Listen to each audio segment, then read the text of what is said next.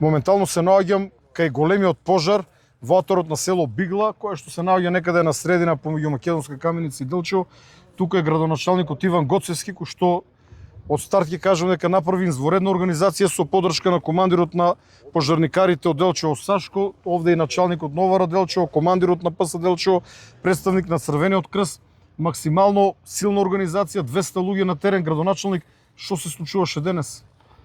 Па да, директоре, за жал некаде во 10:30 беше пријавен пожар, тоест изборување на пожар, за жал по кој знае кој пат во Македонија, предизвикан од човечки фактор, но сега тоа не е темата за која што треба да зборуваме. Темата е пожарот, како што сами спомнавте.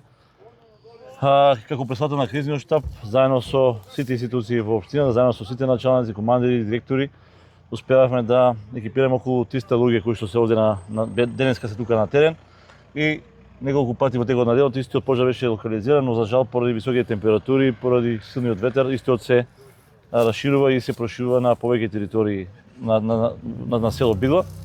Морам да искажам голема благодарност до вас како директор на Дирекција за заштита и спасување, на Центарот за обрвување со кризи, за тоа што ни пративте и во текот на денот и трактори кои што гасеа овде во селото Бигла. Морам да се благодарам на сите територијални противпожарни единици од Штип, Гевгелија, Берово, Пехчево, Македонска Каменица, Кочани, Виница и секој на моите колеги градоначалници кои што ни излегнаа одма во пресред, секој на МВР како институција, на нашата територијална противпожарна единица, нашиот силно мотивиран и секој пат волен да помогне Црвен крст, тоест општинската организација на Црвен крст Делчево, здравствениот дом од Гоце Делчев од Делчево, јавното комунално предпријатие од Делчево, просторните сили на општина Делчево и сите кои што сега во моментот може некој ќе пропуштам, јавно е на благодарност за тоа што беа тука, помогнаа за некако овој пожар да се сублимира, за да не се расшири и да настане многу голем хаос, затоа што тука станува збор за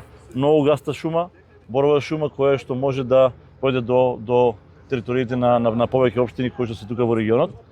Но тука сме будни на терен, се надеваме дека ќе успееме некаде до крајот на денот да го ставиме под контрола и да оставиме дежурни луѓе кои што ќе дежураат овде и да успееме некако да го стабилизираме оваа настана ситуација.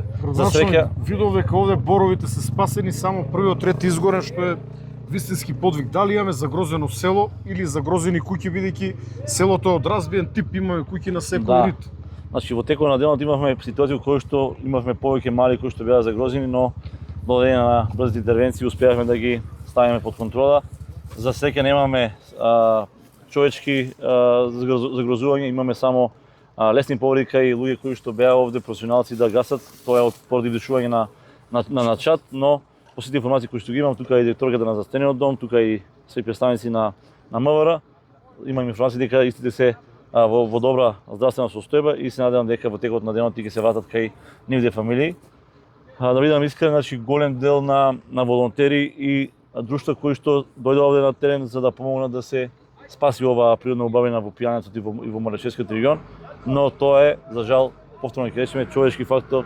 Мало внимание може да предизвика големи материјални штети и не дај Боже загрозување на човечки живот. Дали во текот на ноќта може да бидат загрозени куќи, дали ги обезбедивте куќите, што за нас е најважно? Па да, ние како општина и вие како институција која што е представник на владата на Република Македонија, пред се ни е битно да имаме да немаме проблеми со загрозување на човечкиот живот. За сега тоа ни е ставено под контрола. Сите околни мали се предупредени дека треба да се складираат луѓето на безбедни места и доколку е потребно да ги напуштат и состојните куќи. Тука имаме и вили кои што се имаше туристи, но по брза реакција и интервенција истите се веќе премести на друго место и се на безбедна позиција. Градоначалник, ти благодарам за изворедната организација, бидејќи во околу луѓе да се организираат најлесно. Командири, ти благодарам. Сакам да ви заблагодарам и на вас за брзата реакција што пуштивте авиони и благодарам. Се снаоѓате секогаш на високо ниво. Благодарам за вашата помош, началник, благодарам командире. Продолжете, заштитите ги луѓето, а веднаш потоа и природата. Благодарам, градоначалник. Фала ви. Значи имаме таму едни